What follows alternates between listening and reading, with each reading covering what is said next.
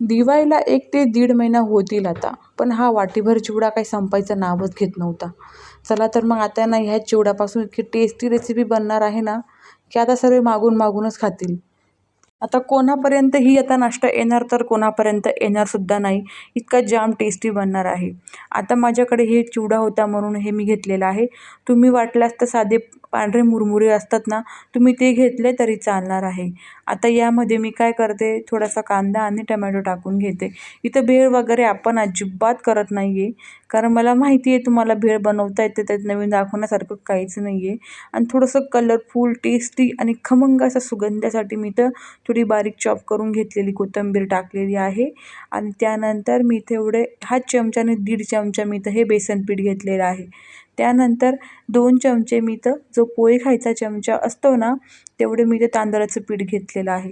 तुमच्याकडे जर हे तांदळाचं पीठ नसेल तर तुम्ही 2 चमचे अजून एक्स्ट्रा बेसन पीठ टाका. म्हणजे तुम्हाला तांदळाचं पीठ टाकायची गरज पडणार नाही. तांदळाचं पीठ याच्यासाठी टाकलं की थोडा आपला नाश्ता आहे ना क्रिस्पी व्हायला पाहिजे.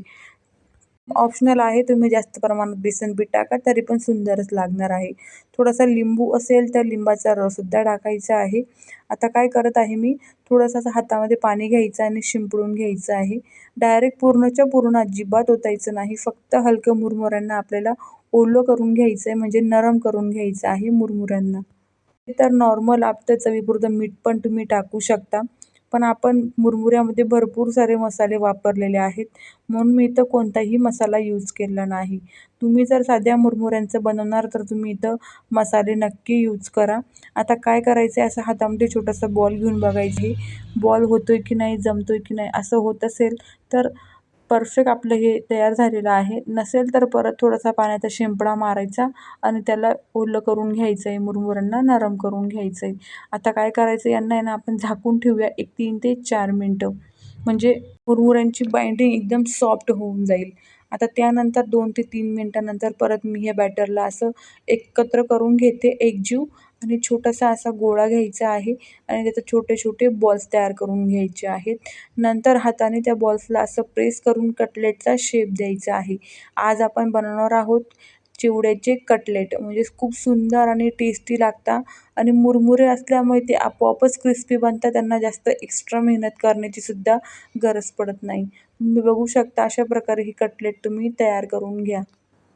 तुम्ही कोणी पाहुणे आले ना, त्यांच्यासाठी जरी बनवला तरी त्यांना कळणारच नाही की हे चिवड्याचे कटलेट किंवा मुरमुऱ्याचे कटलेट आहे. काहीतरी वेगळं करायचं किंवा मुलांना टिफिनला द्यायचं असेल किंवा इव्हिनिंग स्नॅक्स असेल तर तुम्ही कशालाही हा नाश्ता म्हणून सर्व करू शकता चहाबरोबरसुद्धा. त्यानंतर गॅसवरती तवा किंवा छोटा पॅन ठेवायचा आहे. 1.5 चमचा तेल टाकायचं, जास्तसुद्धा नाही. आपल्याला इथं डीप फ्राय नाही करायचं आहे, फक्त आपल्याला साधा शॅलो फ्राय करून घ्यायचा आहे. डीप फ्राय केल्यामुळे ना ते खूपच तेलकट होतात, खूप ऑइली होतात, म्हणून अजिबात करायचं नाही आहे. त्यानंतर हा पॅन गरम झाला की सोबतच इथे आपण हे कटलेट पण तयार करून घ्यायचे आणि लगेच आपण गरम-गरम पॅनमध्ये सोडून द्यायचे आहेत. हे की नाही मग साधी सोपी रेसिपी. आणि ह्या रेसिपीला कुठली चटणीची सुद्धा गरज नाही आहे. त्याचा इतका फ्लेवर आहे ना, की तुम्हाला चटणीची सुद्धा गरज पडणार नाही आहे. जर अजून छान-छान व्हिडिओज किंवा रेसिपीज बघायच्या असतील तर तुम्ही माझ्या दुसऱ्या चॅनललासुद्धा सबस्क्राईब करून ठेवा. त्यावरतीसुद्धा तुम्हाला मस्त अशा छान-छान रोजच्याच जेवणामध्ये आपण ज्या भाज्या बनवतो ना, त्यांच्याच तुम्हाला रेसिपी दिसतील. तुम्हाला कोणतीही एक्स्ट्रा महागडी वस्तू आणून तुम्हाला कोणतीही माझ्या चॅनलवरती रेसिपी दिसणार नाही आहे. एकदम आपण साध्या फॅमिलीमधले म्हणून एकदम छान रेसिपी आणि एकदम सोपी रेसिपी दाखवते मी. तर तुम्ही त्या चॅनललासुद्धा सबस्क्राईब करून ठेवा.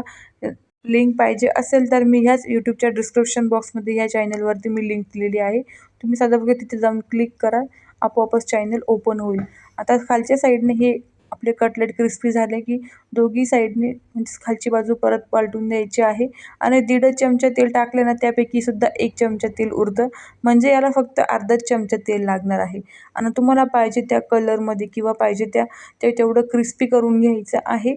आणि मस्त असा हा आपला गरमागरम मुरमुऱ्यांचे कटलेटचा नाश्ता सर्व्ह करायचा आहे. जाम भारी आहे, दिसतो ना एकदम क्रिस्पी.